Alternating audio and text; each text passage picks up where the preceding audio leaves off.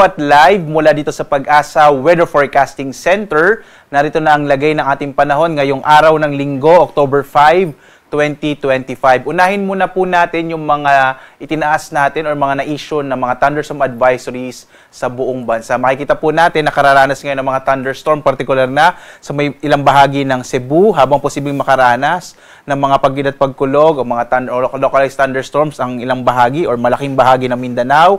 Ngayon din sa ilang bahagi po ng Kabisayaan, particular na dito sa may area ng Eastern Visayas at Negros Island Region. Dito naman sa area ng Central Luzon, kasama yung Calabarzon at gayon din sa Metro Manila, ay more likely po na maaaring magkaroon din ng mga thunderstorms mamayang hapon hanggang sa gabi. Muli po, no, itong panahon.gov.ph na isa sa mga websites natin dito sa Pag-asa, makikita po natin yung mga latest at updated na mga thunderstorm advisories, rainfall information, heavy rainfall warning at mga flood advisories sa buong Pilipinas. So bumisita po kayo, tingnan itong panahon.gov.ph para updated po tayo sa mga ini-issue ng mga thunderstorm advisories at iba pang impormasyon ng DOST Pag-asa.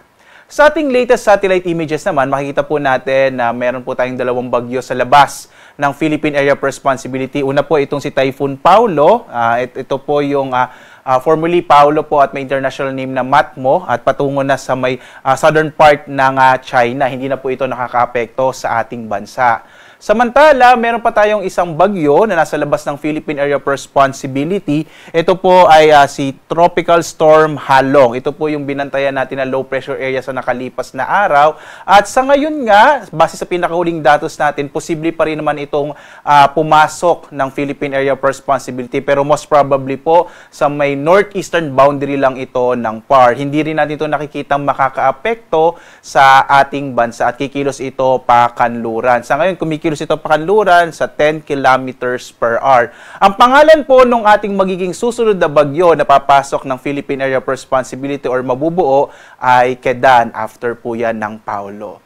So parehong bagamat may mga bagyo tayo, hindi ito nakakaapekto sa ating bansa. Sa ngayon, southwest monsoon o habagat na nakakaapekto lalong-lalo na sa may kanlurang bahagi ng southern Luzon. Makikita nyo halos walang kaulapan sa malaking bahagi ng ating kapuluan. No? So asahan po natin malaking bahagi ng ating bansa makararanas ng generally fair weather, pero posible pa rin yung mga localized thunderstorm lalo na sa hapon hanggang sa gabi. Kaya nga po, punta kayo sa panahon.gov.ph para makita nyo yung mga latest na mga ini-issue natin na thunderstorm advisories.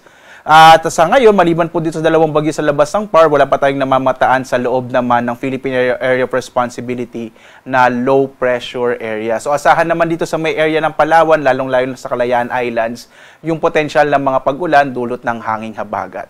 So dito nga sa Luzon, makikita po natin malaking bahagi ng Luzon ay makararanas ng medyo mainit na panahon, maaliwalas na panahon pero posible pa rin ang mga thunderstorms sa hapon hanggang sa gabi. Agwat ang temperatura sa Lawag, 25 to 32 degrees Celsius. Sa Baguio, 16 to 20 degrees Celsius. Sa Tuguegarao naman, nasa 24 to 32 degrees Celsius. Sa Kamaynilaan, hanggang 33 degrees Celsius.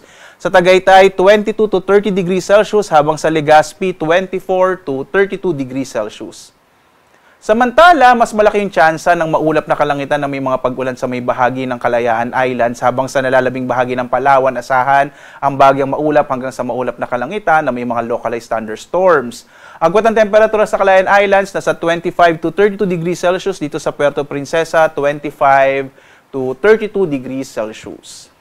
Malaking bahagi naman ng Kabisayaan ay makararanas din ng bahagyang maulap hanggang sa maulap na kalangitan na may mga pulupulong pag-ulan, pagkidlat, pagkulog. Agwat ang temperatura sa Iloilo, nasa 25 to 32 degrees Celsius. Sa Cebu, 26 to 32 degrees Celsius. Habang sa Tacloban, 25 to 32 degrees Celsius. Posible din yung mga localized thunderstorms sa hapon hanggang sa gabi sa malaking bahagi ng Mindanao. Maaari din po ito bandang madaling araw. Yung agwat ng temperatura sa Zamboanga nasa 24 to 33 degrees Celsius. Sa Cagayan de Oro, 25 to 32 degrees Celsius. Habang sa Davao, 25 to 33 degrees Celsius.